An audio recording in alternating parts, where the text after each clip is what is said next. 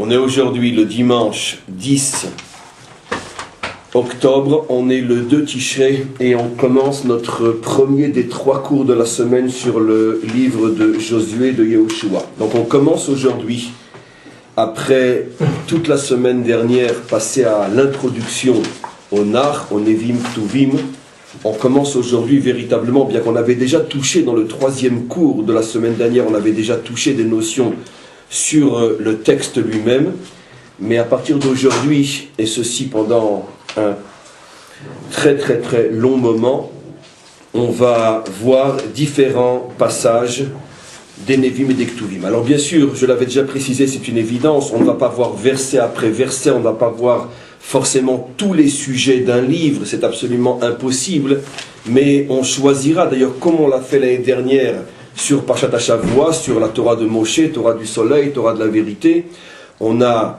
été obligé de choisir seulement certains morceaux parce qu'il est absolument impossible de tout traiter. Et exactement de la même manière, on va choisir certains morceaux. Pourquoi cela plus que d'autres? Seul le maître du monde le sait, c'est lui qui décide ce que l'on va dire. Et en tous les cas, on va choisir quelques morceaux en essayant toujours de rechercher les clés fondamentales qui nous permettent, grâce à ces clés, d'ouvrir toutes les portes, c'est-à-dire même les morceaux que nous n'aurons pas vus ensemble. Alors, je tiens encore une fois aussi à préciser, avant de commencer, que lorsque je dis on commence le texte, c'est une manière de parler, parce que vous savez très bien que la Torah est infinie et que tout se tient, que tout passage dans la Torah a des ramifications dans toute la Torah entière, et même le livre de Josué et tous les livres du Nar ont des ramifications, des racines, des sources dans la Torah de Moshe, bien évidemment.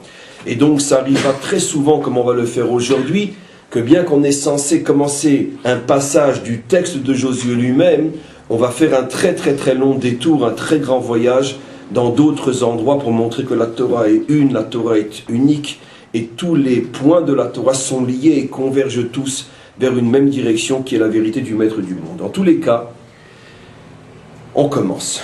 Et on commence très loin du livre de Yehoshua, puisqu'on va commencer, ou on va recommencer tout au début de la Torah. Vous savez que le premier Rashi de la Torah ramène un commentaire extrêmement célèbre, tout en étant aussi extrêmement profond et étonnant. Il dit que la raison pour laquelle le Maître du monde a tenu à écrire en toutes lettres que c'est lui qui avait créé le monde, donc le récit de la création, c'est parce que viendrait un jour où les nations accuseraient Israël d'avoir volé une terre qui n'était pas à eux, et lorsque cette accusation mondiale aux tribunes de l'ONU sera donc adressée au petit peuple juif, toujours accusé des pires maux et responsable de tout ce qui va mal, lorsque lui donc se verra accusé d'avoir volé la terre qu'il habite, alors la réponse devra être celle qui tarde encore à venir, celle qui apparemment d'après nos maîtres est la seule, aussi paradoxale que ce soit, la seule réponse que la Torah nous dit de donner, et donc c'est-à-dire la seule réponse que les nations sont prêtes à entendre, est la seule réponse que Israël n'ose pas donner, parce qu'elle paraît tellement simpliste, tellement ridicule, que l'on ne peut même pas s'imaginer que les nations peuvent la prendre au sérieux. Et quelle est cette réponse, dit Rashi? Lorsque les nations vous diront, vous êtes des voleurs, vous avez pris une terre qui n'est pas la vôtre, vous l'avez donc conquérie, conquise, dans le contexte biblique, vous l'avez conquise aux 7 peuples cananéens, vous leur répondrez, nous lisons, nous apprenons dans la Torah que le monde a été créé par Dieu, et comme il l'a créé, il a été son propriétaire, et c'est lui qui distribue les terres à qui il le veut, quand il le veut. Il y a eu un moment, c'est toujours la réponse, où il a décidé de donner cette terre aux Cananéens, mais plus tard est venu un moment où il a décidé de leur prendre cette terre et de nous la donner, comme c'est marqué en toutes lettres dans la Torah, que vous-même appelez l'histoire sainte. Vous-même vous reconnaissez que ce livre n'est pas une imposture, puisque tous les peuples, dans toutes les langues, appellent ce livre le livre saint, l'histoire sainte. Donc vous voyez bien que la promesse de nous donner cette terre a été faite et réalisée par celui qui a créé le monde. Il a le droit de le faire puisqu'il est le créateur et donc le propriétaire. Voilà la réponse que l'on doit donner. Alors ne vous imaginez pas que je vais consacrer un cours à cette question, à cette réponse, parce que on s'écarterait beaucoup trop. Simplement, puisque j'ai déjà mis le doigt sur, on pourrait dire, qu'il y a des époustouflants dans cette réponse. Comment peut-on imaginer que le représentant d'Israël à l'ONU puisse prendre la parole et dire, écoutez, il n'y a pas de problème, cette terre est à nous, parce que c'est marqué dans la Torah, globalement, c'est ce qui est dit. On ne peut même pas imaginer qu'on oserait donner une réponse pareille, parce qu'on imagine les nations tout à fait incapables d'être sensibles à une telle réponse. Et pourtant, on voit que toutes les réponses les plus subtiles, les plus sophistiquées ont déjà essayé d'être apportées ou ont déjà été apportées. Rien ne marche, c'est de pire en pire. Maintenant, c'est déjà absolument officiel que l'on parle, et c'est devenu, on pourrait dire, d'une certaine manière, encore une fois, l'officialité de la revendication des nations aujourd'hui, c'est que l'on revienne aux frontières de 48. Rappelez-vous l'incident qui s'est passé hier. Peu importe si notre ministre de Tartampion est un idiot ou pas, certainement oui.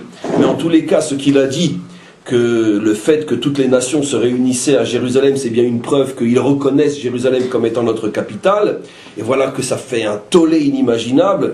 Vous n'avez pas écouté parce que vous n'écoutez pas la radio le Shabbat, mais moi oui, donc je sais ce qui s'est passé Shabbat.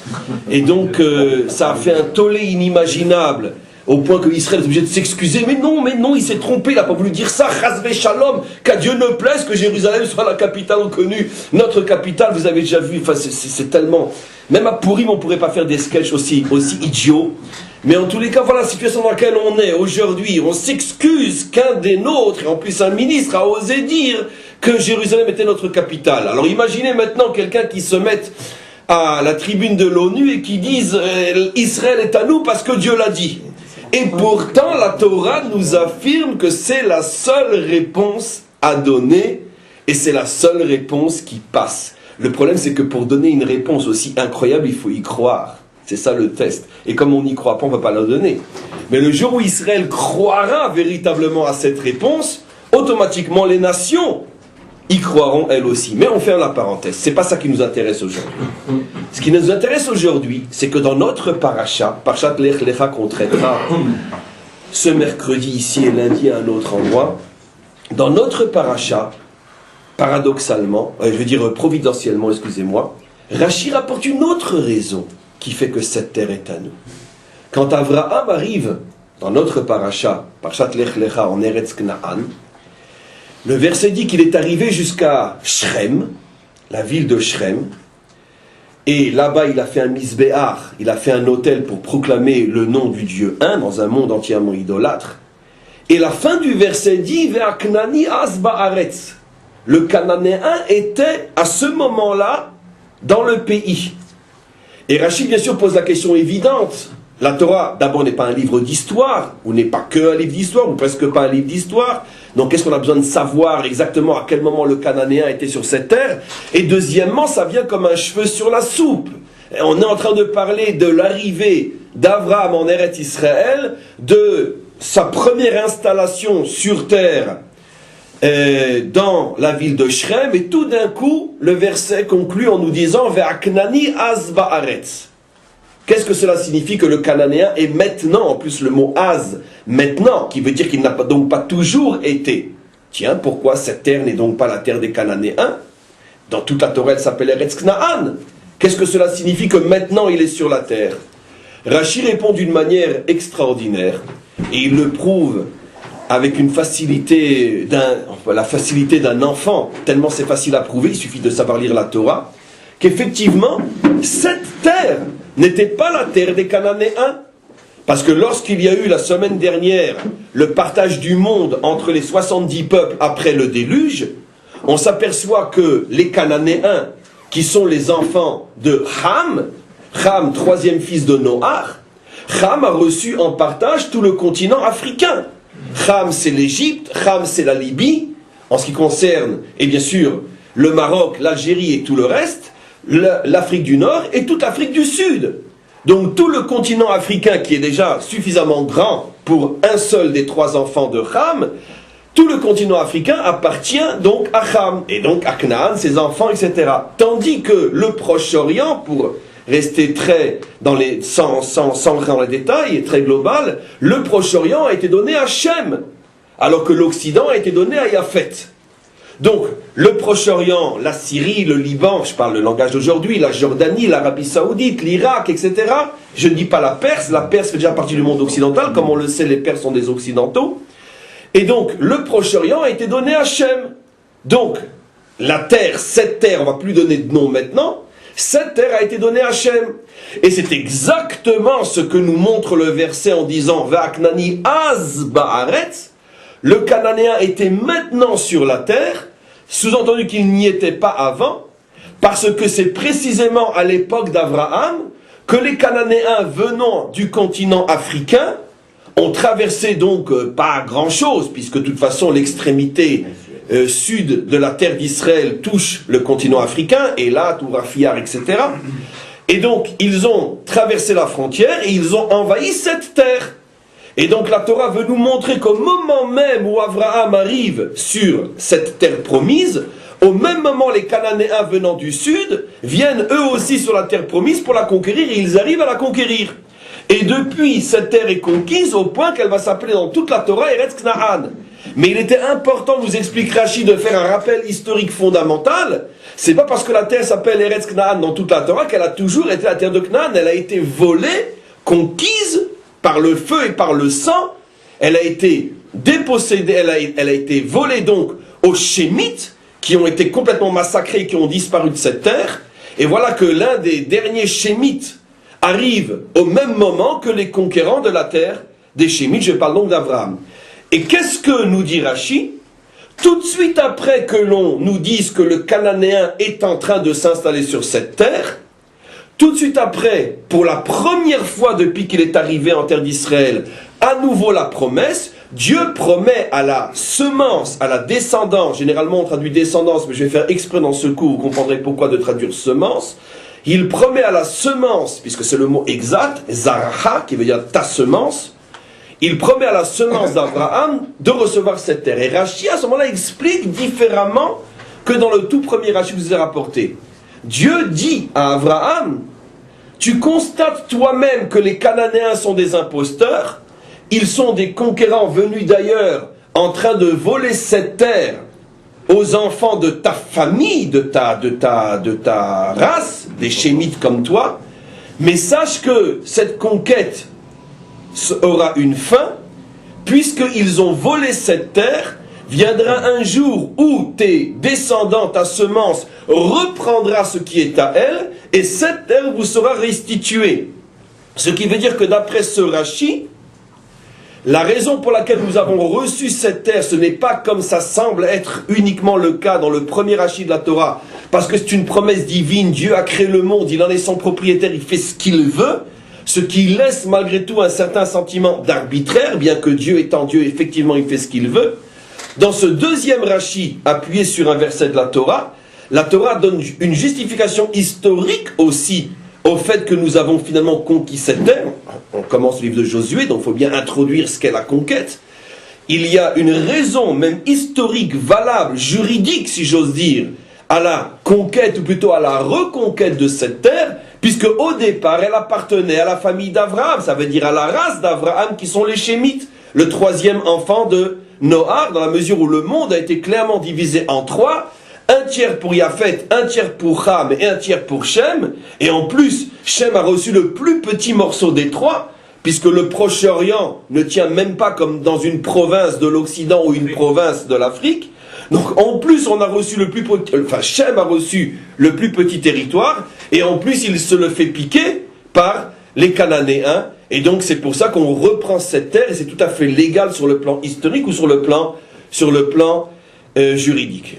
Inutile de préciser, mais c'est rien que pour le préciser, que toute notre histoire contemporaine est une répétition plus que précise de ce phénomène dont parle Rashi. On est parti, on nous l'a pris, on revient, et maintenant on nous traite à nouveau de voleurs. Peu importe. En tous les cas, ce qu'il va falloir comprendre maintenant, parce que sinon on ne peut pas rentrer véritablement dans le livre de Yehoshua, et surtout dans un des passages les plus mystérieux du tout début de ce livre-là, c'est la fameuse rencontre avec Rahav.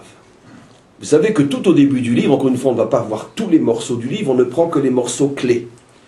Avant que ne commence la conquête, c'est d'ailleurs la première Haftara que nous lisons au début de l'année thoraïque, quand on recommence par Parashat Bereshit, comme par hasard, je vais vous expliquer, ce n'était pas un hasard du tout, c'est hyper providentiel, la Haftara est providentiellement la Haftara de Josué et ce passage-là, juste avant la conquête, le commencement de la conquête, et même encore avant la traversée du Jourdain, et c'est important, vous verrez pourquoi, Josué envoie 2 explorateurs, 2 espions, des Meragélim, retenez bien le mot, 2 Meragélim, qui doivent rentrer dans Yéricho pour voir ce qui s'y passe.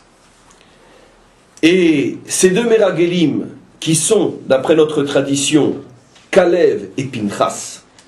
Kalev, qui a, on pourrait dire, une vocation de Meragel, puisqu'il faisait partie des 12 explorateurs envoyés par Moshe, et lui et Yoshua n'ont pas fauté, n'ont pas découragé Israël de rentrer. N'oublions pas qu'à cette époque-là, Kalev a quand même 80 ans, ça sera marqué plus tard dans le livre de Yoshua. Il avait 40 ans lorsqu'il a été envoyé pour la première fois, se sont écoulés 40 ans, il a 80 maintenant, c'est déjà un vieux monsieur, bien qu'à l'époque on vivait un peu plus longtemps, mais quoi qu'il en soit, il est plus jeune. Et l'autre c'est Pinchas. Le choix n'est pas par hasard. Kalev, parce qu'il a déjà fait ses preuves comme quoi il sait voir avec ses yeux et il entend avec ses oreilles, c'est-à-dire il ne se trompe pas dans son interprétation, il ne voit pas de travers, il n'entend pas de travers. Pinchas, c'est aussi extraordinaire. Pinchas, n'oublions pas que la seule indication qu'on a sur lui, c'est qu'il ne supporte pas les fautes sexuelles. Il ne supporte pas la débauche. C'est la seule indication qu'on a sur lui. Et vous allez voir que c'est ô combien révélateur. Donc il envoie un homme, Pinchas, Kalev, on l'a compris, c'est facile, on ne reviendra pas dessus. Mais le deuxième, puisque Kalev, c'est évident qu'il va faire partie de ceux qu'on envoie. Mais le deuxième, c'est intéressant. Pourquoi Pinchas? Pinchas, comme je vous ai dit, la seule indication qu'on a sur lui, c'est que c'est un homme qui est extrêmement sensible et qui réagit extrêmement rapidement et efficacement lorsqu'il est en présence d'une débauche sexuelle. L'histoire avec Zimri et Cosbi. Et il les envoie. Si on n'avait que le texte qui nous parle de l'envoi, comme l'expliquent les commentaires, on comprend très bien pourquoi ils sont partis. Ils sont partis pour essayer de s'infiltrer dans Yéricho, la première ville qui doit être conquise, pour voir plus ou moins la situation de la ville. Or, on est époustouflé, c'est un mot que j'utilise souvent ces derniers mois, mais c'est vrai que la Torah est époustouflante. On est époustouflé de se rendre compte qu'apparemment ils ne remplissent pas du tout la mission pour laquelle on les a envoyés. On se serait attendu à ce qu'ils fassent un tour du côté des munitions, de la garnison, de faire un recensement du nombre de soldats, de voir comment ils sont équipés, de voir l'état des murailles, de voir l'état des canons, je ne sais pas. Rien. Ils rentrent directement dans la maison de Rahav. Or, qui est Rahav? Avant de comprendre qui est Rahav, essayons de comprendre pourquoi le choix de Yéricho. Pourquoi la première place forte conquise est Yéricho? Or, nos maîtres disent dans le Talmud que Yéricho s'appelait Man'oula shel Eretz Israël. C'est-à-dire le verrou de la terre d'Israël. Tu ne peux pas rentrer si tu n'ouvres pas le verrou. Tous les guerriers, tous les soldats et les généraux et les officiers les plus forts et les plus redoutables du pays, tout ce qu'il y avait, on pourrait dire, comme crème dans le commando des commandos, se trouvait à cet endroit-là. De même, pas seulement sur le plan militaire, c'était véritablement, on pourrait dire, la place forte de toute la terre, au point qu'on l'appelait le verrou de la terre. Personne ne pouvait rentrer sans d'abord devoir s'affronter et donc vaincre cet endroit.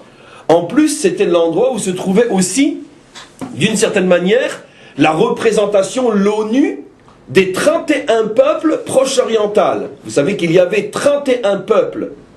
Il y avait, excusez-moi, 31 rois proche-oriental. C'est-à-dire, qu'est-ce que j'appelle 31 rois proche-oriental? Le Proche-Orient était divisé en 31 régions, la Jordanie, le Liban, etc., d'aujourd'hui. Et chacun de ces 31 rois avait une représentation en Eretz Kna'an.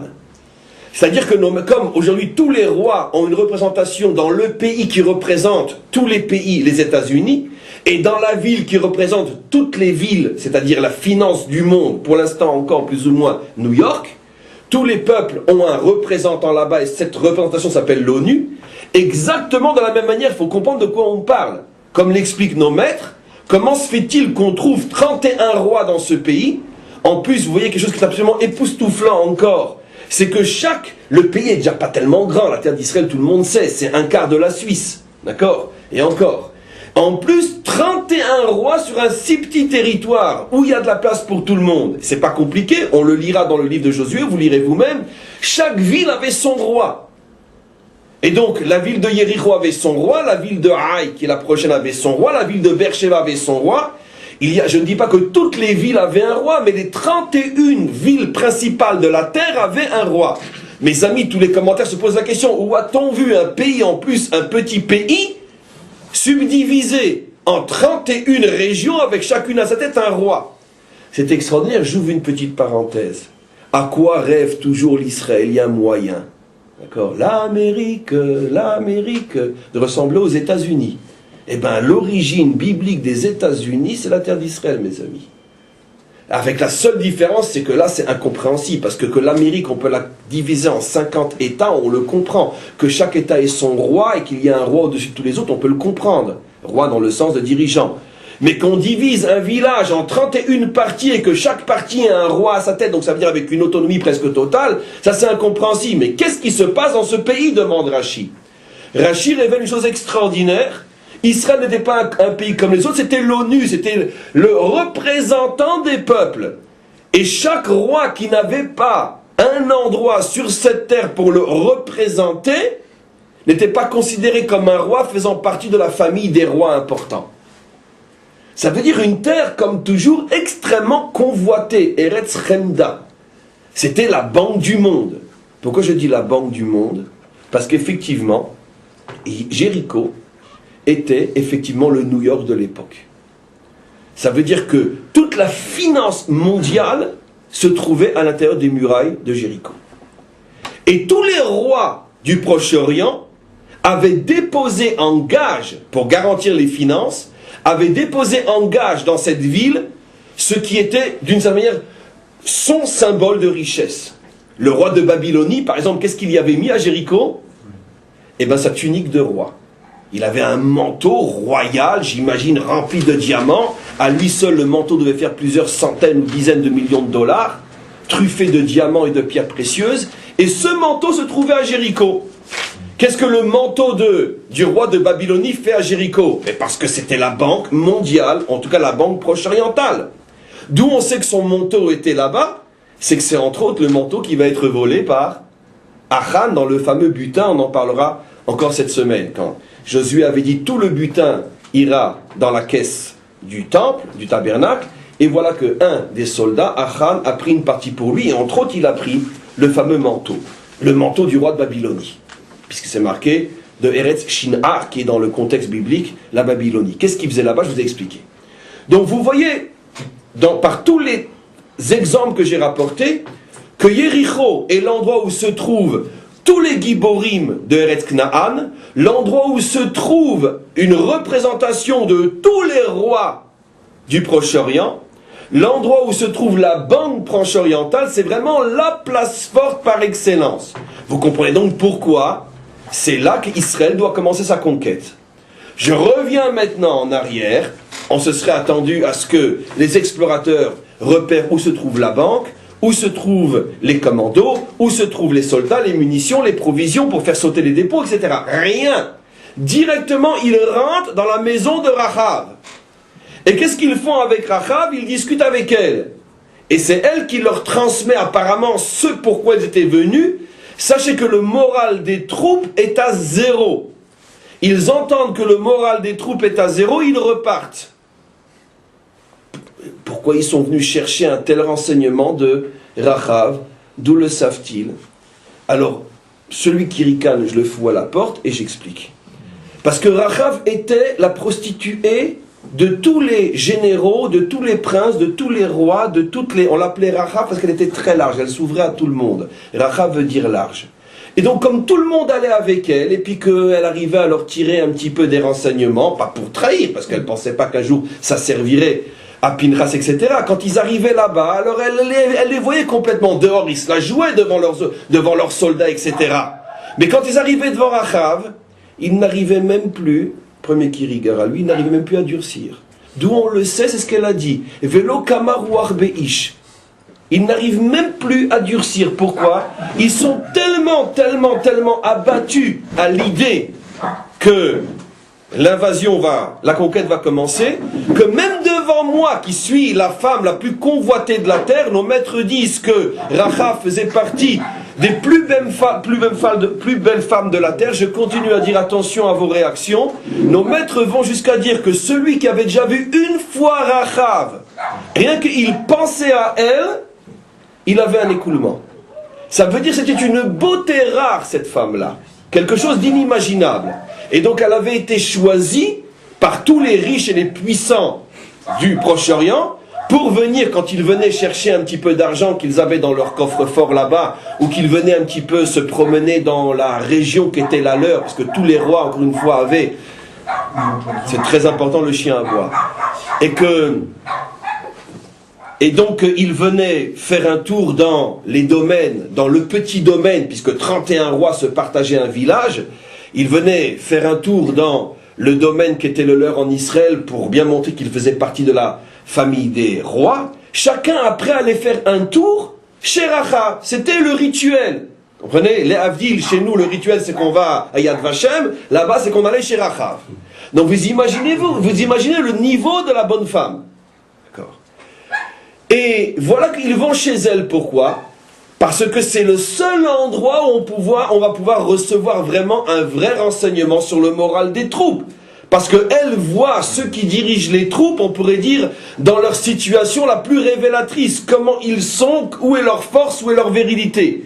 Et effectivement, elle dit aux deux explorateurs, sachez que l'État est au plus bas, même devant moi, ils n'arrivent plus à se comporter comme des hommes. Donc vous imaginez à quel point ils sont tombés bas. Ils entendent ça et ils s'en vont. Mais le problème, c'est qu'ils ne s'en vont pas sans rien laisser d'extraordinaire. Ils arrivent à convaincre Rachav de faire teshuva. Ça veut dire de revenir dans le contexte biblique au monothéisme, ou de se convertir, peu importe. Elle accepte. Elle demande malgré tout, pour ne pas faire comme Noah en 100 ans, de ne pas être sauvée elle seule, mais de pouvoir au moins emmener tout ce qui rentre dans sa maison. Et donc, en priorité bien sûr, sa famille. Les explorateurs acceptent. Et effectivement, la promesse est tenue. Elle met un fil rouge à sa fenêtre. Et lorsque la ville sera conquise, on en reparlera comment et pourquoi de cette manière-là, elle sera sauvée, elle et toute sa famille. Et il y a un mot en trop dans la Torah, enfin dans le Nar, où il est marqué que Yehoshua Erhaye Ota, que Josué l'a fait vivre. Or ce mot étant trop, puisque vous lirez les versets, on ne peut pas tout lire ensemble, vous verrez que c'est déjà répété à plusieurs reprises. Et non seulement c'est déjà répété qu'elle a eu la vie sauve, mais en plus c'est aussi dit qu'avant même la conquête, Josué avait déjà dit à ses soldats, ne touchez pas un cheveu à Rachav. Donc pourquoi nous le redire? Yehoshua l'a fait vivre. De là, nos maîtres apprennent, puisque on voit que souvent la vie de couple, la relation entre l'homme et la femme, c'est une relation de vie, comme il est dit dans un verset, Re'e Chaim Imisha, donne la vie à ta femme, ce que ta femme veut, c'est plus que de l'argent, plus que des mots doux, elle veut que tu lui donnes un sens à sa vie, que quand elle se lève le matin, elle sache pourquoi, et ça, il n'y a que son mari qui peut lui apporter. Re'e Chaim Imaisha, donne de la vie à ta femme, c'est ça le secret du Shlom Bayit. Et donc, il a fait vivre Rachav, disent nos maîtres, ça veut dire qu'il l'a convertie et épousée. Elle est devenue son épouse. La grande prostituée biblique est devenue l'épouse de Josué. Et vous me direz, parce qu'en tant que soldat, il avait besoin de bons moments, chas v'shalom.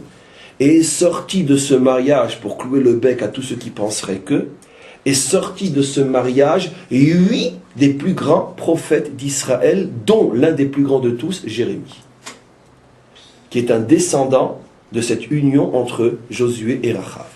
Ça veut dire donc un mariage extrêmement saint et extrêmement sanctifié, avec une intention extrêmement élevée, Parce que pour pouvoir faire sortir 8 prophètes d'un seul couple, vous imaginez la puissance et la hauteur de l'union sur le plan spirituel et sur le plan moral. Donc c'est cette histoire mystérieuse qu'il faut comprendre. Comment se fait-il que ils aillent chez Rachav? Que fait-elle là-bas? Pourquoi Yehoshua a tellement tenu à la sauver, à la convertir? Et pour bien montrer que finalement, comme on le dit, sauf Maaseh Marshavatrila, rétroactivement, c'est au moment où Yehoshua et Rachav se retrouvent sous la choupa que tout le monde comprend maintenant rétroactivement. Yehoshua qui est un prophète, qu'est-ce qu'il avait vu et qu'est-ce qu'il voulait? Il avait donc envoyé ses explorateurs chez Rachav parce qu'il avait vu que Rachav ferait Teshuvah, il avait vu qu'elle sortirait de là-bas vivante, qu'elle se convertirait, qu'elle deviendrait sa femme et que 8 prophètes sortiraient de ce couple. Mais qu'est-ce qu'il cherche chez elle? Pourquoi c'est tellement important? Il y a un mot, plutôt 2 mots dans la paracha, dans le texte qui révèle une chose extraordinaire. Vous savez comment Jéricho est tombé? Bien qu'on parlera plus de ça encore cette semaine, mais pour l'instant, seulement ce qu'on a besoin. Comment Jéricho est tombé? Pendant 7 jours, ils ont tourné autour de Jéricho. Premier jour, 1 fois, deuxième jour, 2 fois, troisième jour, 3 fois, septième jour qui était un Shabbat, 7 fois. Au bout de la 7e tournée, à ce moment-là, les Kohanim qui marchaient au-devant des troupes avec le Haron, ils portaient le Haron, l'arche sainte, se sont mis à sonner du chauffard quand le 7e tour a été terminé, et tous les soldats, eux aussi, se sont mis à crier, à sonner du chauffard, et à ce moment-là, les murailles sont tombées. C'est un miracle, bien sûr. Les murailles de Jéricho sont tombées. Et les murailles étant tombées, vous imaginez dans quel état de panique se trouvent ceux qui sont à l'intérieur, et la suite, on la devine. Et donc, la conquête de Jéricho s'est faite d'une manière complètement miraculeuse, par le fait de tourner autour des murailles, et le jour du Shabbat, on verra tout de suite pourquoi Shabbat, le jour du Shabbat, après avoir tourné 7 fois, les murailles sont tombées. Donc, il fallait faire tomber les murailles qui sont un symbole, le symbole de cette place forte qui est la muraille de toute la terre. Si on ne passe pas par Jéricho, on ne peut pas rentrer en Eretz Israël. Or, vous savez, mes amis, où se trouvait la maison de Rachav? Ça vous intéresse? Franchement, moi, ça ne m'intéresse pas du tout. Elle se trouvait dans la muraille. Ki beito betor achoma. Pourquoi la Torah nous dit que la maison de Rachav se trouvait dans la muraille? Ce qui est d'ailleurs, comme le font remarquer les commentaires, entre autres le Malbim, un chidouche. Généralement, on n'a pas une maison dans la muraille. En plus, n'oublions pas qui est Rachav. Rachav, finalement, a certainement la richesse d'une princesse, comme toutes les maîtresses des millionnaires et des gens puissants. Elle a certainement de quoi se payer une belle villa avec un jardin en plein milieu de la ville. Jéricho peut être une belle ville avec des palmiers, etc. Donc, pourquoi dans la muraille? Qui vit dans la muraille? C'est ceux qui vivent, on pourrait dire, dans le périph'. Pourquoi dans la muraille? Non, ils l'avaient tous mis dans la muraille. Il la couvrait d'argent d'une autre manière, avec des bijoux peut-être. Mais sa maison était dans la muraille, pas là où on se serait attendu à ce qu'elle soit, dans plein milieu, dans un immense jardin avec des palmiers, des cocotiers, tout ce que vous voulez. Non, dans la muraille, comme les pauvres, ceux qu'on ne laisse pas rentrer dans la ville. Pourquoi? Toutes ces anomalies, elles ont forcément un sens. C'est une femme forcément riche. C'est la maîtresse des dirigeants, des puissants. Donc, qu'est-ce qu'elle fait dans la muraille? Alors maintenant, on commente. On a déjà expliqué des milliers de fois, et je répète, après toute cette histoire sans doute très intéressante, que le peuple juif est là, entre autres, par son histoire et grâce à son histoire, il est là pour prouver que finalement, que tout ce qui se passe sur terre n'est que l'incarnation, n'est que la réalisation, la concrétisation de mécanismes, de règles, de lois infiniment plus subtiles, infiniment plus mystérieuses, cachées au niveau de mondes que l'on pourrait appeler les mondes supérieurs, les mondes invisibles, mais qu'en vérité que toute chose dans ce monde ici-bas a une racine en haut. Vous savez que les grands maîtres de la Kabbalah dessinent ce monde, quand ils représentent ce monde, c'est bien sûr un code, un dessin codé, ils le dessinent comme un arbre à l'envers, avec les racines en haut et les fruits en bas. Nous, ce qu'on fait en bas, on ressemble à celui qui cueille les fruits, on récolte. Mais en vérité, tout ce qu'on récolte a un commencement, a un début, a une source quelque part. Et nous vivons dans un monde qui est à l'envers, Olam Hafour. Et les racines de ce monde sont en haut.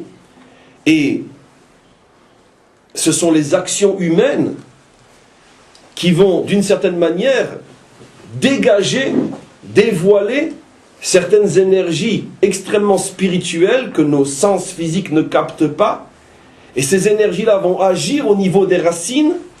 Et automatiquement, selon l'état des racines, va être l'état du tronc et va être l'état des fruits.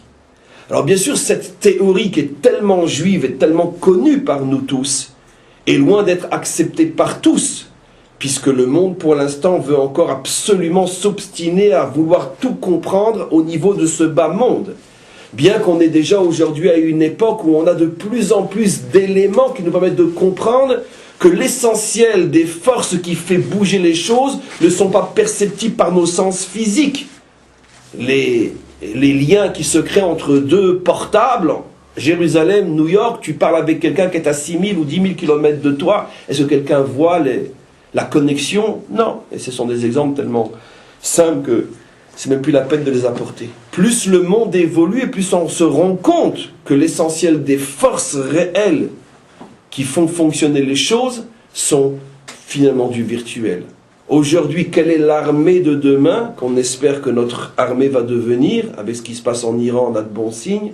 Quelle est l'armée de demain? Pas par la puissance de ses missiles, ni par sa bombe atomique, le premier qui arrive à être cholette sur l'informatique de l'autre. C'est ça l'armée de demain.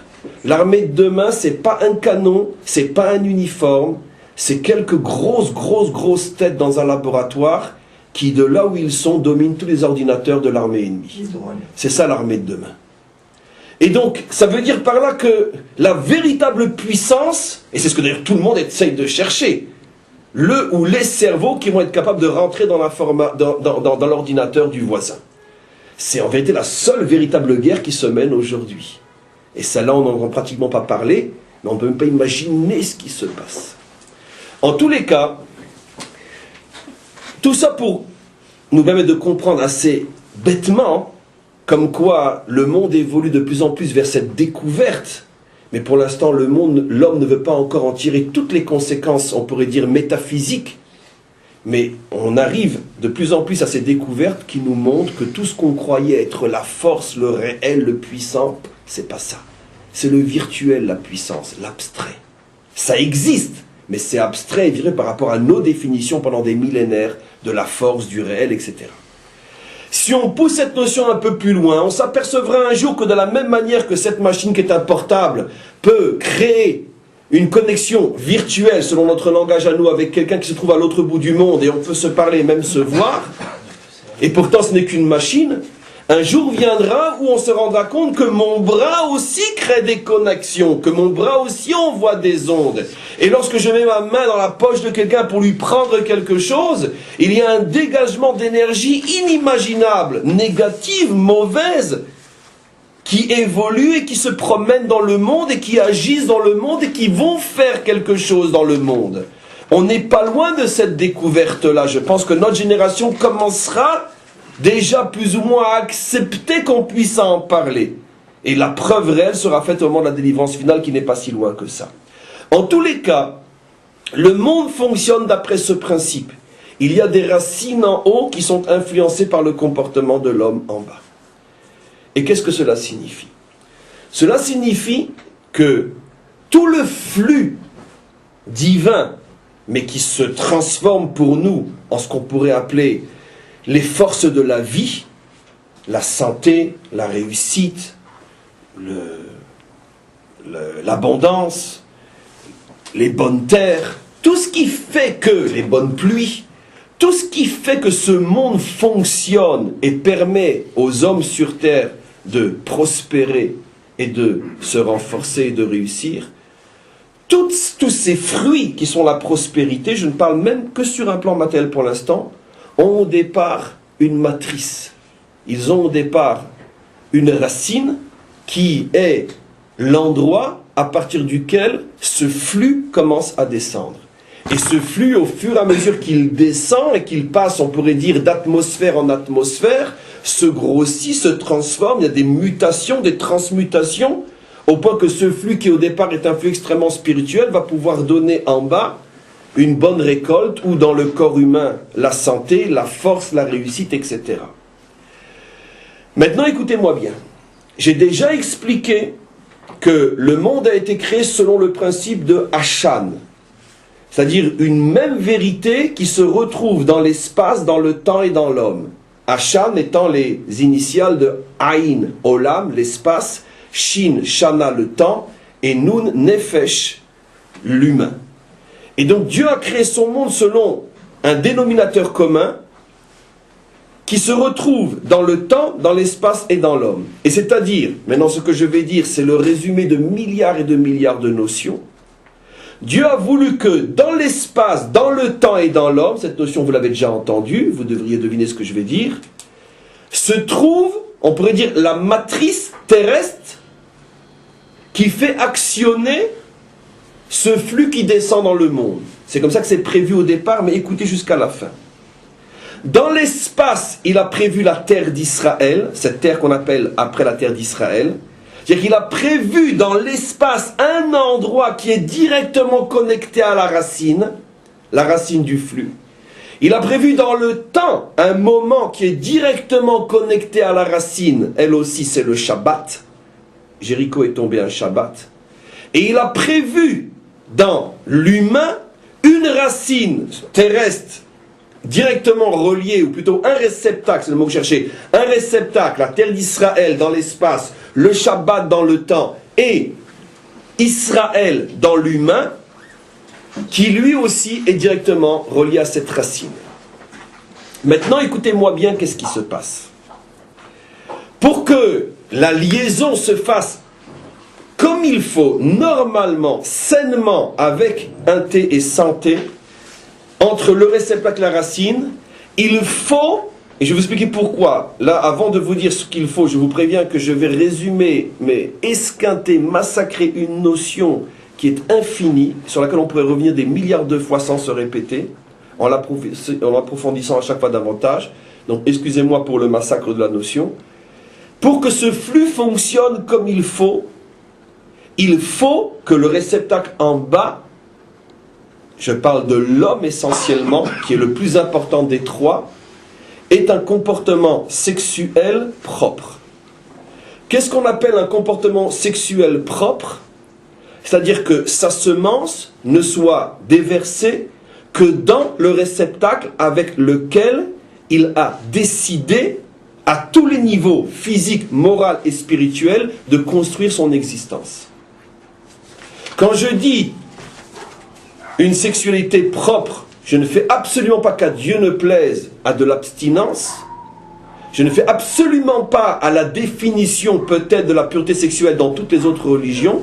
Je fais allusion à une vie sexuelle normale, des plus normales possibles, mais avec et uniquement avec le réceptacle qui t'a été créé, la matrice, le féminin qui t'a été créé, pour que ta semence se déverse d'une manière propre et donne des fruits, des enfants, et que ensemble vous construisiez, pas seulement sur le plan physique, la famille, mais aussi et peut-être surtout sur le plan moral et spirituel. Car comme nous le savons, la femme a été donnée à l'homme pour toutes les bonnes raisons morales et spirituelles d'abord, et aussi pour faire une famille, contrairement à ce qu'on pense. D'où on le sait, un Rashi explicite dans la Torah. Quand la femme a été créée, il est dit « Lo tov eyot adam levado ». Il n'est pas bon que l'homme soit seul. Si je m'arrête à ce verset-là et que je ne lis pas Rashi, et je nous demande de le commenter. Pourquoi il n'est pas bon que l'homme soit seul? Alors on va voir quelques réponses possibles, depuis l'idiot jusqu'à quelqu'un d'un peu plus normal. L'idiot va dire « Qui c'est qui va me repasser mes chemises et me faire à manger quand je rentre du travail ?» Donc c'est sûr que c'est pas bon que l'homme soit seul, parce que si moi je prends le fer à repasser, je vais brûler mes chemises. Réponse un peu plus intelligente, parce que je vais dire, on sait ce que c'est un homme. Un homme, c'est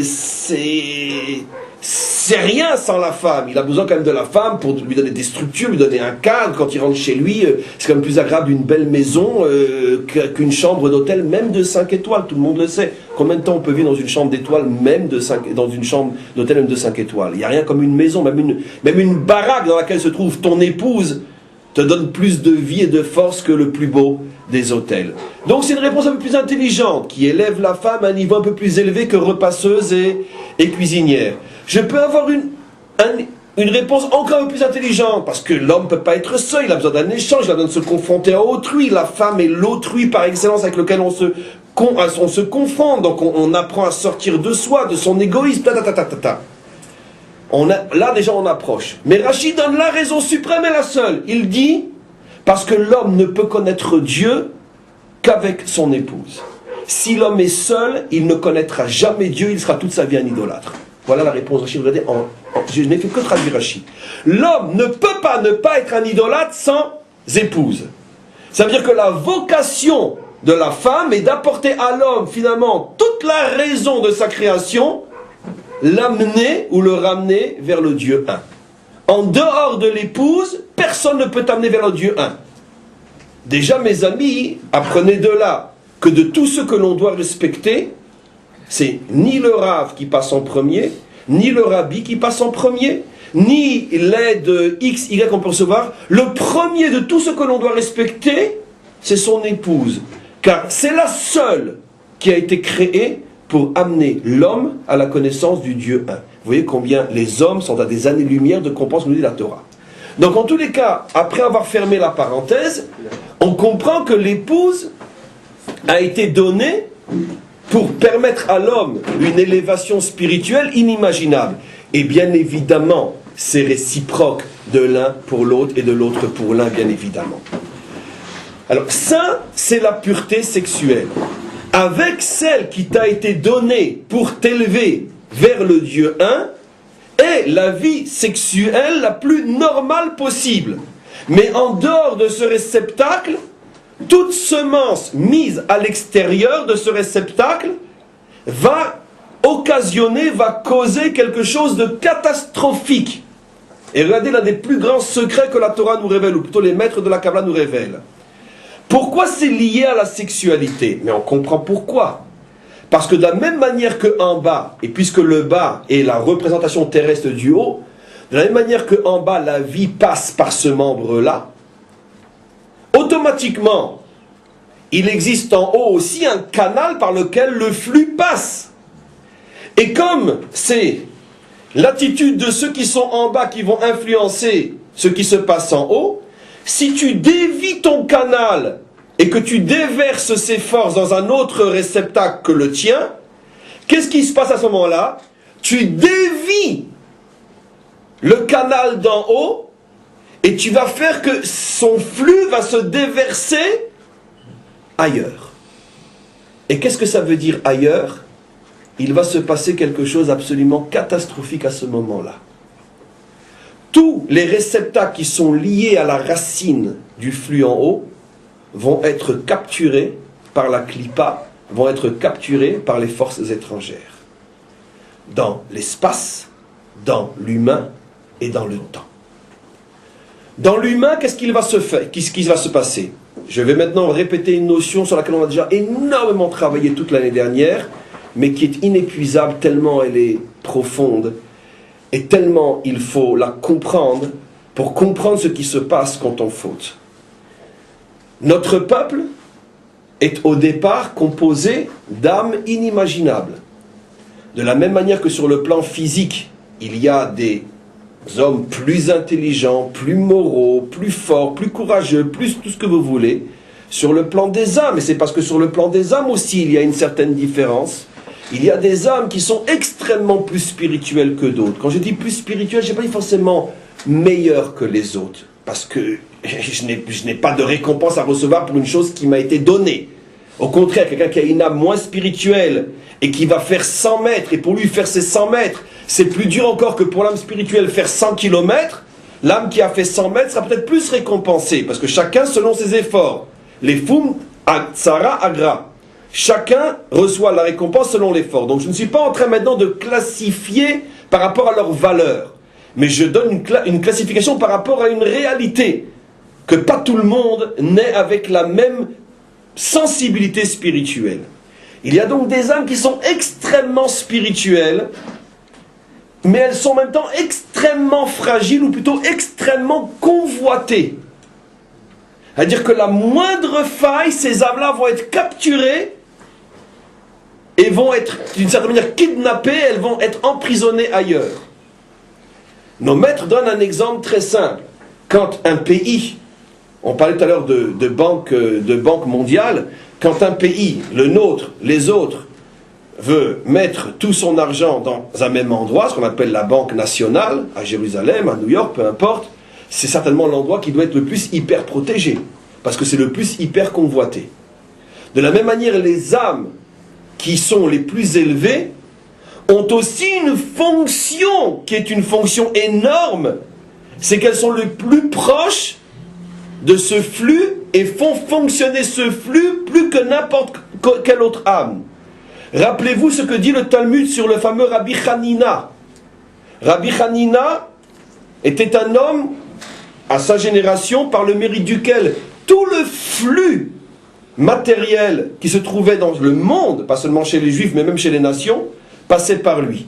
Au point que tous les jours, les justes de la génération entendaient, par le biais bien sûr de la prophétie, entendaient une voix qui disait « Kol haolam kulo nizon beschut Hanina beni » Le monde entier est nourri par le mérite de Hanina mon fils. Ça veut dire un homme qui vivait quelque part en Israël, qui avait une telle sensibilité spirituelle que son âme pouvait servir de canal ou d'actionnaire, elle agissait sur l'ouverture du robinet qui faisait descendre le flux tous les jours dans le monde. C'est lui qui était proposé à l'ouverture et à combien ouvrir. Tout passait par lui. Le problème, c'est que ces âmes-là sont en extrême danger parce qu'elles sont extrêmement convoitées. Parce que toutes les forces contraires veulent récupérer ces âmes pour attirer à elles le flux et donc la réussite. Et s'il y a la moindre faille à l'intérieur du monde qui est préposée au robinet, l'une des premières punitions va être le départ, la capture de ces âmes précieuses qui vont tomber dans l'impureté. Parmi toutes les grandes âmes qui ont été capturées par l'impureté, il y en avait une, c'était Rachav. Rachav était une âme d'Israël qui au départ faisait partie de la structure des âmes d'Israël, qui avait été capturée et qui était tombée dans l'impureté. Quelle était sa faute? Sa faute, c'était forcément une faute sexuelle. Puisque c'est par ce biais-là que justement la klipa, l'impureté, arrive à kidnapper et à tenir prisonniers ces âmes qui, d'une certaine manière, leur permettent de récupérer le flux qui normalement aurait dû tomber dans la sainteté, maintenant tombe dans l'impureté. À cause de qui? On va y arriver. Et donc Rachav est prisonnière là-bas. Et elle est prisonnière de qui? Rachav en tant qu'âme. Et Yoshua le sait. Prisonnière de qui? De Knaan. Et Knaan, lui, a depuis Avram Avinu conquis la terre d'Israël. Mais de quel droit? Comment? Pourquoi Knaan? De tous les peuples, certainement aussi ou peut-être plus puissants que lui, pourquoi c'est Knaan? Pourquoi lui a eu, entre parenthèses, ce mérite de pouvoir pendant tellement de siècles s'installer sur la terre de Dieu? Pourquoi lui? Mais parce que lui aussi, il a une force incroyable, l'impureté sexuelle. Knaan et Ham ont castré Noach. Knaan, on sait ce qu'il a fait avec Ham à Noach. Ils ont pris Noach. Noach se débattait. Knaan le tenait pendant que Ham était en train de le sodomiser. Qui c'est qui le tenait? C'est Knaan. Le fils et le père sur le grand-père. Le fils et le père sur le grand-père. Vous me direz, alors il doit être puni, ce Knaan. Effectivement, il a été maudit. Mais d'un autre côté, comme il est le symbole même de l'impureté sexuelle, c'est lui qui va vouloir attirer toutes les âmes précieuses qui ont la capacité d'être les canaux du flux, et il veut les attirer à lui pour pouvoir asseoir son pouvoir maléfique. Et donc, maintenant on comprend tout ce qui se passe. On a encore beaucoup de choses à comprendre, suivez-moi bien. La raison pour laquelle c'est Knaan, parmi les 70 autres peuples, Knaan qui a eu le mérite, entre parenthèses, de nous voler cette terre, c'est parce que cette terre étant le flux de la sainteté, Cette terre ne pouvant capter son flux que grâce à la pureté sexuelle, il faut que le canal en bas soit moral pour que le canal en haut fonctionne comme il faut. Dès que le canal en bas est abîmé, il y a une déviation du canal d'en haut, et qui va récupérer le flux? Précisément ceux qui sont dans cette faute-là plus que n'importe quel autre. Et qui peut être le plus débauché sexuel qu'un petit-fils qui tient son grand-père pendant que son père est en train de le sodomiser? Vous me direz encore, le père, Ham, il a au moins le plaisir. Mais le petit n'a pas de plaisir, pourquoi tu tiens? C'est que t'es vraiment, on pourrait dire, un débauché, puisque même sans plaisir, tu le fais. Tu n'as même pas, encore une fois, le bénéfice de dire, je l'ai fait parce que je ne pouvais pas me retenir. Non, toi tu n'as eu aucun plaisir de ça. Donc pourquoi tu le fais? L'idéologie de la débauche pour la débauche. Ça c'est Canaan. Vous comprenez qu'il ne peut rien rester d'une nation pareille.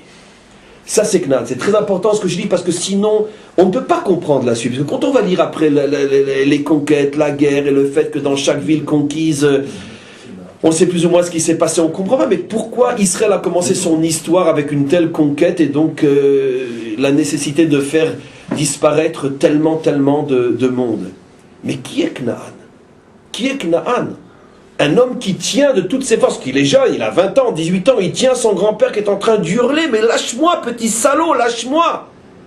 Et il le voit, puisque c'est de son côté à lui, il le regarde dans les yeux, et l'autre il lui ricane comme ça pendant que le père est en train de sodomiser. Vous imaginez la cochonnerie d'un enfant pareil? Qu'est-ce qui peut sortir de ça? Rien. Mais d'un autre côté, pendant tout le temps que le monde se trouve en situation de faute sexuelle, automatiquement, qui c'est qui bénéficie de cette situation? Ceux qui sont les réceptacles de la débauche, par exemple, qui volent le flux et qui le captent. On commence maintenant à construire le puzzle. Vous voyez que cette histoire de la conquête d'Israël, c'est un grand mystère. Quand on n'a pas les clés, on rentre dans de l'histoire de conquérants et on glisse et on se casse la figure sur une patinoire remplie de mines et de dangers. Maintenant, regardez.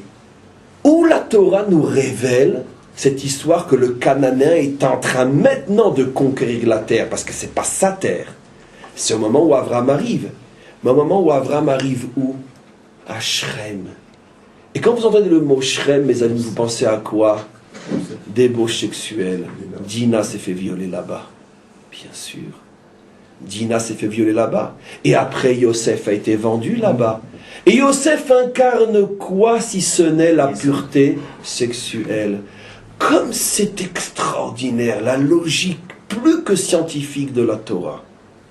Shrem incarne l'endroit du viol de Dina. Shrem incarne l'endroit où va être vendu, donc abîmé, le pilier de la pureté sexuelle d'Israël. Pourquoi Shrem? Ou posons la question de manière. Pourquoi Abraham va là-bas en premier? Parce qu'Abraham a tout compris. Abraham se dit, mais attention, si le Cananéen qui est l'enfant de celui qui a tenu son grand-père pendant qu'il était sodomisé, donc l'expression même de la débauche absolue, si c'est lui qui a été choisi par la providence pour pouvoir conquérir cette terre, c'est que donc forcément, il y a quelque part dans le monde une faute sexuelle qui n'a pas encore véritablement été réparée et qui touche précisément les endroits qui devraient être les vrais réceptacles. Pourquoi la terre d'Israël est conquise? Puisque au contraire, et c'est le réceptacle de la sainteté, comment qu'elle peut être conquise par le symbole même de la débauche sexuelle? Parce que qu'en Israël se trouve une imperfection qui permet la prise de l'impureté. Et Abraham, qui est un prophète, cherche avec son laser spirituel où se trouve la faille. Tac, il la trouve, Shrem. Et tout de suite il fait un détour, il s'installe à Shrem. Pourquoi on sait qu'il fait un détour, il s'installe à Shrem? Parce que la Torah dit qu'au départ, Abraham avait prévu d'aller à Jérusalem, qui est en dessous Shrem. Mais en chemin, quand il a capté où se trouvait la faille de la terre, il a fait demi-tour et il est remonté vers Shrem. Et c'est là qu'il s'est installé. Il s'installe là-bas, il construit un hôtel, c'est-à-dire qu'il commence à faire le tikkun. Il commence, c'est le Mashiach qui terminera. Mais c'est 3500 ans d'histoire du même problème.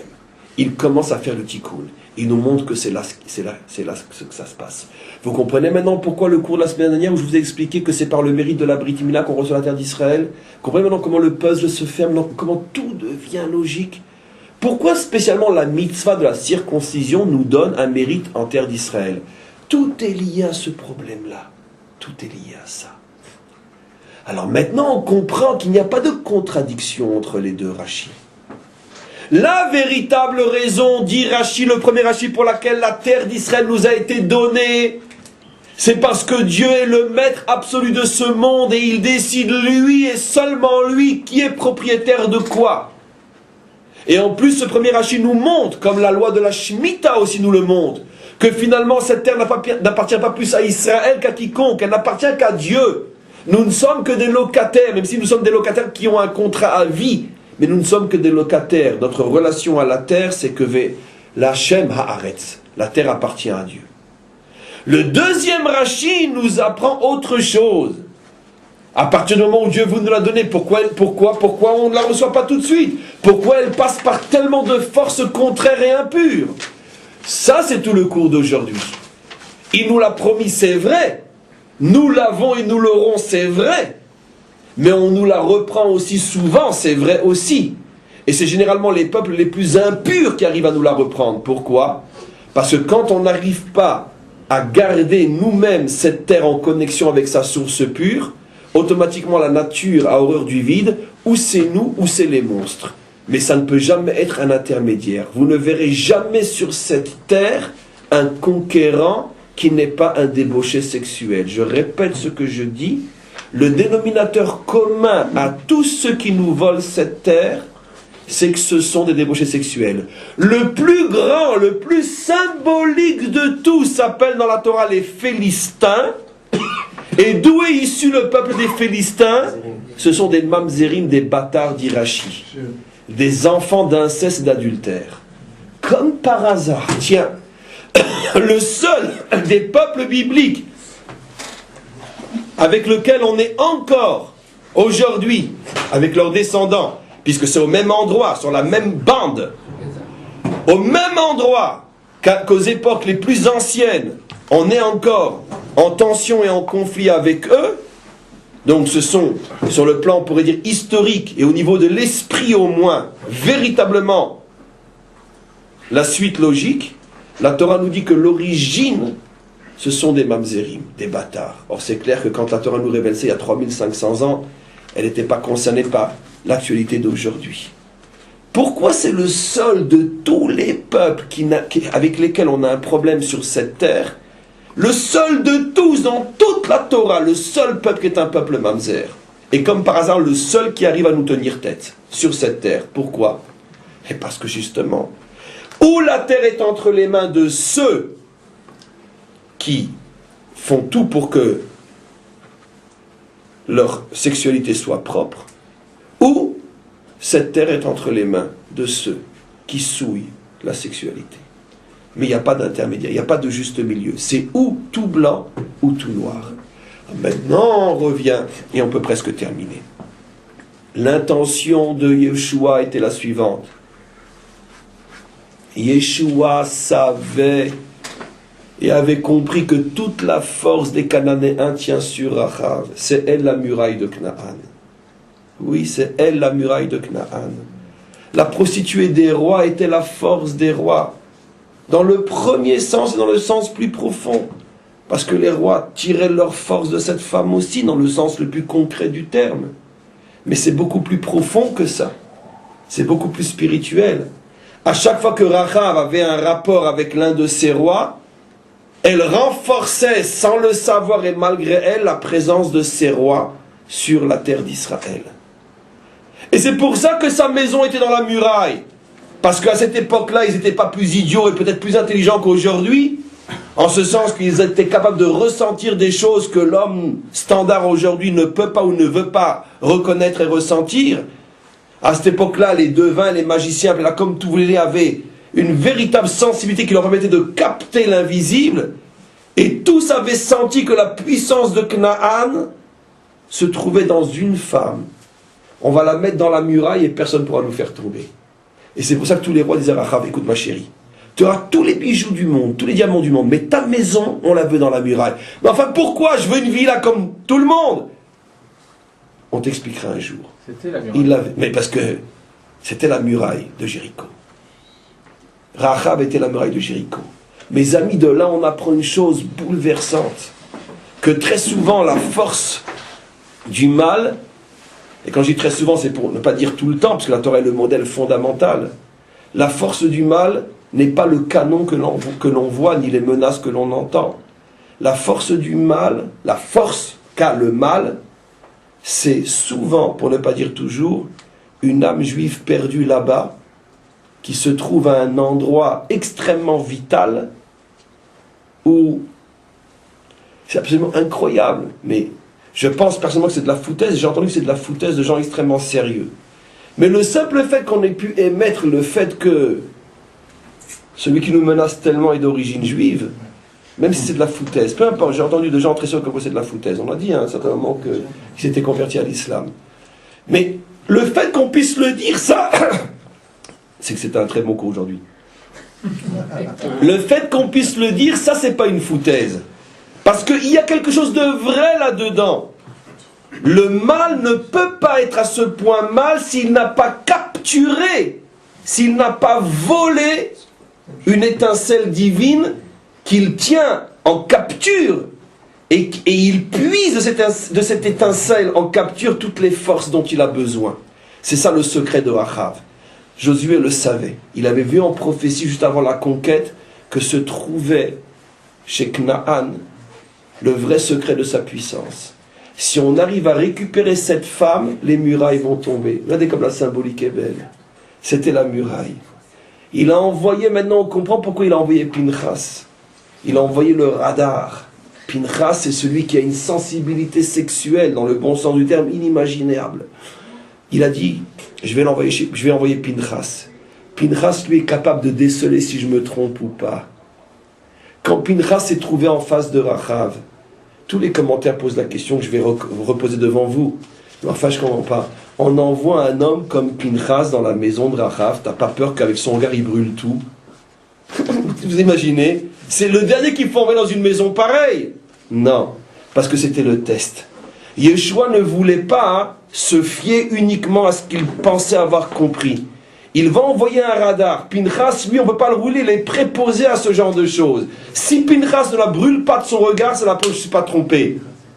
C'est une étincelle divine qui est perdue là-bas. Pinchas arrive, et Pinchas, non seulement ne la foudroie pas de son regard, mais en plus c'est Pinchas qui lui proposera la conversion. Le test est réussi. C'est effectivement une âme perdue, et c'est pour ça que les Cananéens arrivent à conquérir la terre. À partir du moment où cette âme est récupérée, il suffit tout simplement de tourner 7 fois et tout s'écroule. Et maintenant on comprend. L'âme est récupérée, c'est Rachav. La terre commence à être récupérée, c'est Yéricho. Et quel jour on commence à récupérer? Le Shabbat. On a retrouvé notre Hachan. Le Shabbat, la terre d'Israël et l'âme perdue. Et comme c'est beau. Et cette lecture du Nar, combien c'est à des années-lumière de ce qu'on peut imaginer lorsqu'on ouvre le livre de Josué, ou lorsque vous imaginez ce qui se cache derrière. Et croyez-moi, ce n'est même pas encore le milliardième du milliardième. Pourquoi tourner autour? Il y a aussi une raison d'après la Kabbalah. Pourquoi? Parce que c'est ce qu'on appelle les orot du Makif. Le Makif, c'est la lumière qui récupère les étincelles perdues. Pourquoi?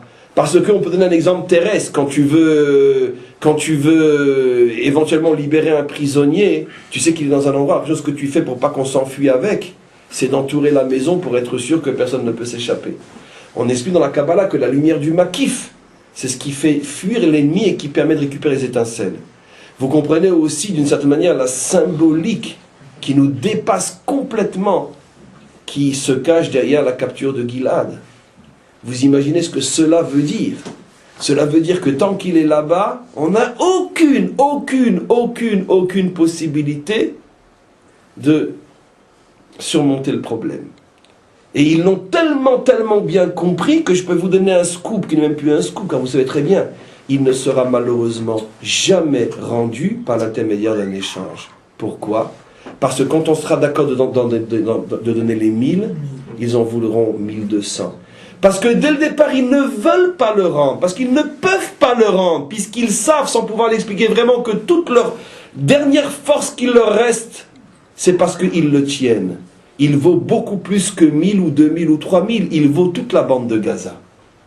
Maintenant, je ne dis pas qu'eux le comprennent comme moi je l'exprime, mais si eux ne le comprennent pas, selon l'expression du Talmud, leur mazal le comprend, leur mauvais génie le comprend.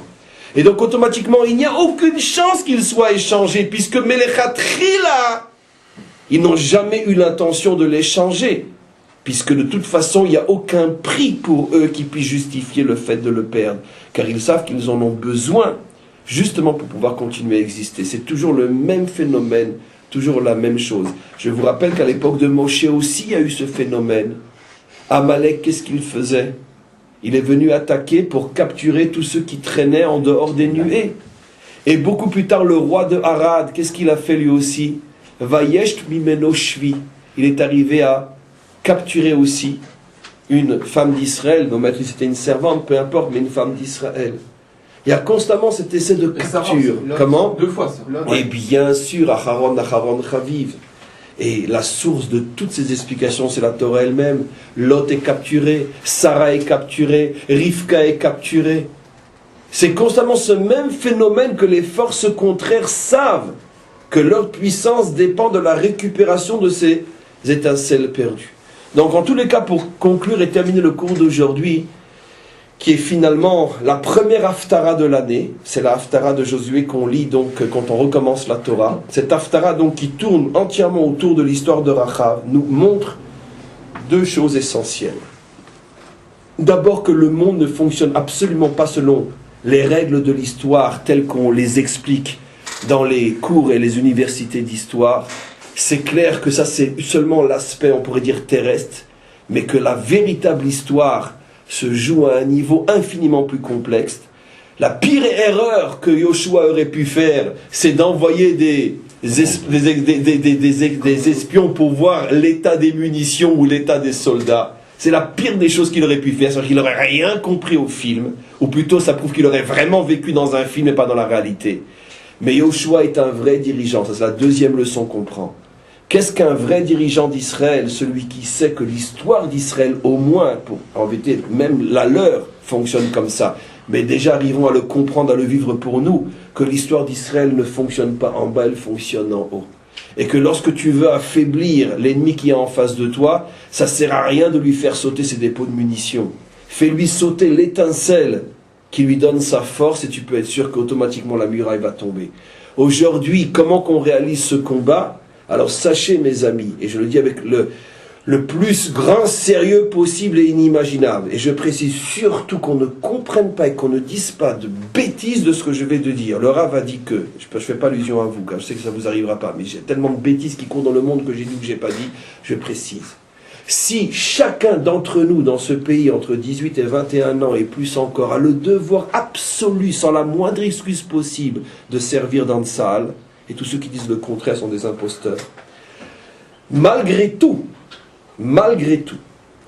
ceux qui n'ont pas l'âge, ou ceux qui ne peuvent pas, ou ceux qui, etc., ou ceux qui véritablement sont le noyau dur spirituel d'Israël, que même les non-religieux admettent qu'un noyau comme ça doit exister parce qu'il est nécessaire, parce que jour et nuit et jour, sans le moindre jour de vacances par an, et sans dormir plus que 3 ou 4 heures par jour, se vouent à l'étude de la Torah, même s'ils ont 18 et 19 ans, ceux-là ne doivent pas aller à l'armée. Mais combien il y en a dans le pays, des comme ça? À part cela, tout le monde doit aller à l'armée. Donc tous les autres pourraient dire, oui, mais alors, moi, qu'est-ce que je peux faire pour mon pays? Sachez, mes amis, entre autres, l'une des applications après le cours d'aujourd'hui, que ne disons jamais que nous, vu notre âge, vu le fait qu'on avait une femme, des enfants et qu'on ne nous a pas acceptés ou peu importe, qu'alors dans ce cas-là on ne peut rien faire.